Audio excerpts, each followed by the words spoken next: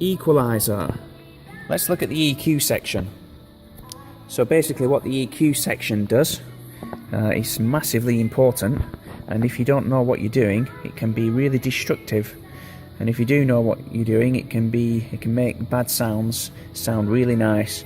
So basically the idea of EQ is to make something that sounds nice even nicer, or something that sounds bad is to try and get it to sound acceptable. Sometimes you hear things like instruments, acoustic guitars, things like that sound quite harsh.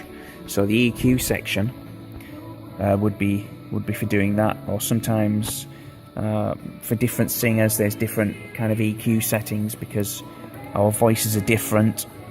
They respond at different frequencies. If you don't know what a frequency is, you can probably get a good detailed explanation from Google. Just do a search there. But basically, it's probably simply to look at it like this. Frequencies. If we drew a spectrum, so this is just a graph. So we've got sounds that sound low, like bass guitar, and then we've got sounds that sound high. Let's say something like a tambourine, or sometimes guitars. It just depends. A lot of instruments and voice and piano operate around a mid-range. So let's just call that mid. So this is just very basic. I just want to give you a rough idea of... Don't look at that. Now you're looking at it. Let's do that. There you go. Now you can concentrate. So basically, bass guitar, if we drew it on a graph and the bass player's playing, this represents volume. So if the bass player plays a low frequency, let's say this is 0, we go, I don't know, 100 Hertz. This will make sense. You just keep listening if you don't understand this. 500 Hertz, I don't know, 1 kilohertz, 5, 12, etc, etc. And I think the human ear can hear somewhere around, whatever, not higher than 20 kilohertz, I believe. So that's basically the spectrum. So a bass guitar would operate around this area, kind of, mainly. You do get stuff higher up, and this is quite a low volume. Obviously if it was bigger like this, it'd be a louder sound, still at that frequency.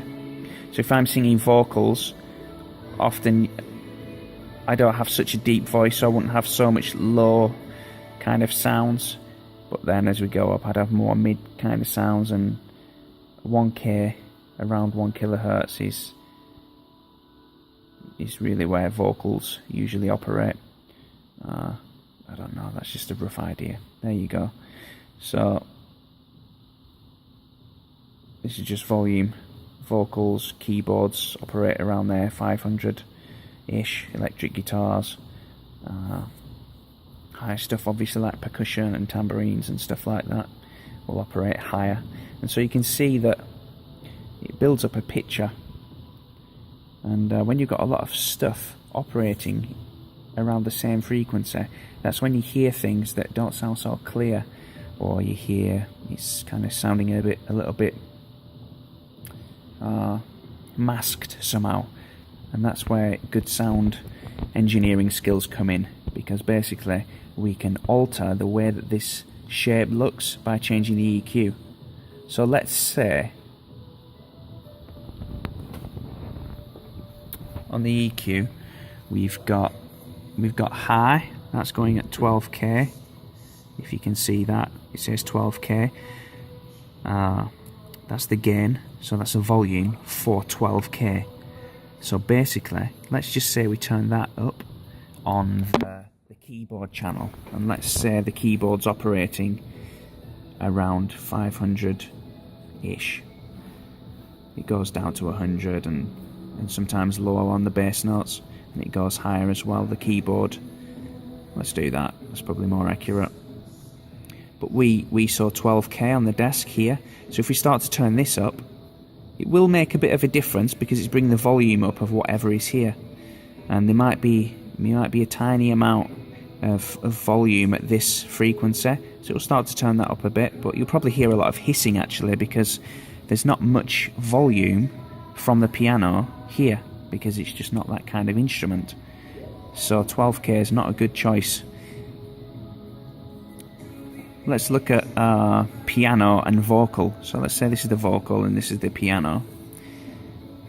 So if I want the vocal to be a little bit more clear, let's say it's vocals and piano that we're hearing. If I want the vocals to be more clear, what I'm going to do is I'm going to try to create a dip, or I'm going to change the shape somehow. And there's so many different ways to do this, to change the shape.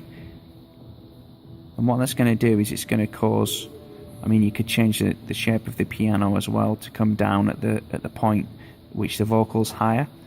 So you can see that sticking out, and that's kind of what happens in the sound. Is you'll hear that the vocals would become a bit clearer. And what I usually do, let's draw another graph. What I usually do, and I'm certainly not an expert, but if we had the piano, I'd take out some of the mid sometimes on the piano. I'd probably do that, something like that. Look. The vocals would be like this. So now you're hearing the vocals and you're hearing the piano, slightly different frequencies, and it's a nice blend. I hope this is clear. If it's not, I can go into more detail. Just come and ask. So basically what the buttons, the dials on here are doing is changing the shape. It's just changing the volumes along the graph. So let's say I took the piano, which is this. Alright, I want to edit the piano. I want to take all the low frequencies away from the piano because it's really booming through the system and it doesn't sound nice. So what I'm going to do is I'm going to go to the piano channel. There we are, number 14. Okay. Number 14 there. Piano channel, the EQ. Alright. I'm looking, saying that's the low frequencies. What have we got there? Okay, that says 80 Hertz. So what I'm going to do is I'm going to take this down like this. So now what I've actually done, if we come over to the graph, what I would have actually done, if this is 100 Hertz, this is 500, etc. 80 Hertz would be somewhere around there. What I've actually done is I've taken down like this, 80 Hertz. So now let's change the shape. I'm not getting so much volume on the really low sounds. Let's say the piano it's there, we can hear it, but it's just not sounding clear. It's just not sounding crisp. And a good frequency for crispness is around 5 kilohertz. You don't need to use much at 5 kilohertz because it's really effective. So what you do is you go over to the piano channel, number 14. There we go. And what you do is you'd go to, let's have a look. You go to this one. Hopefully you can see this. Please focus. This camera's not so good at focusing. There you go. So, with the high that we looked at earlier, you just have one. And with the low one at the bottom, you just had one. So one there at the bottom, one at the top. With these middle four, they're actually grouped together. So these two work together, and these two also work together. So this is your frequency, 20k. I think that says 3. Does it say 3k? It does say 3k, I believe. So what we do is we set the frequency first. So we didn't want 3k. What we actually wanted was 5k. So you just have to kind of guess where it is. And the ears obviously is the best tool to use. Let's see if we can get some light on there. There we go, that's better. So I'm going to guess 5k is around there. That's probably about 10k because that's in between. So 5k, let's say it's there. And then this top one, the one that it's working with, is a volume. So you're going to push that up or you're going to push it down depending on what you actually want to do. And that's the important thing, is you need to know what you want to do. If you don't know what you want to do, then you can get into trouble, all sorts of mess trying to use this. But do experiment with it. Take a channel. You can even experiment with the CD player. I'm going to turn this up, and let's just have a quick play, and you can listen to the difference. I'm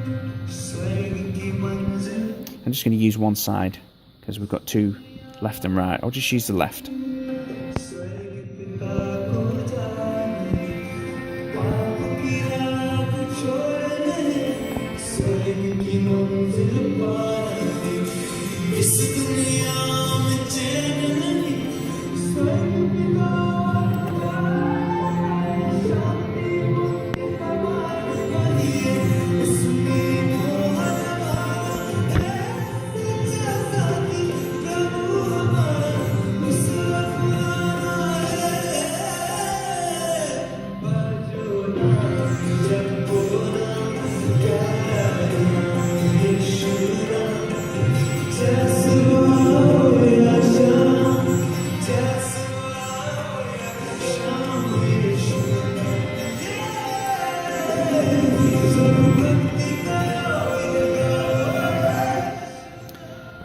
Now you probably won't have heard so clearly what was actually going on because the microphone on the phone will not pick up frequencies that are really low. So when I did that, you wouldn't have probably heard any change, but I can hear it. So that's just an idea. Just feel free to experiment. If you're a bit worried about changing the settings and then not being able to get them back, just take a photo or write it down, and then you can always just put them back when you've finished. So the 5k we were talking about, 5k here, if we'd have turned it up, we'd have done this, boosted it at 5k, or we'd have made it dip. So that's a basic understanding of EQ. Again, it's not something that you're just going to pick up in 10 minutes. You're going to need to experiment with this, and yeah, have fun experimenting and don't be scared.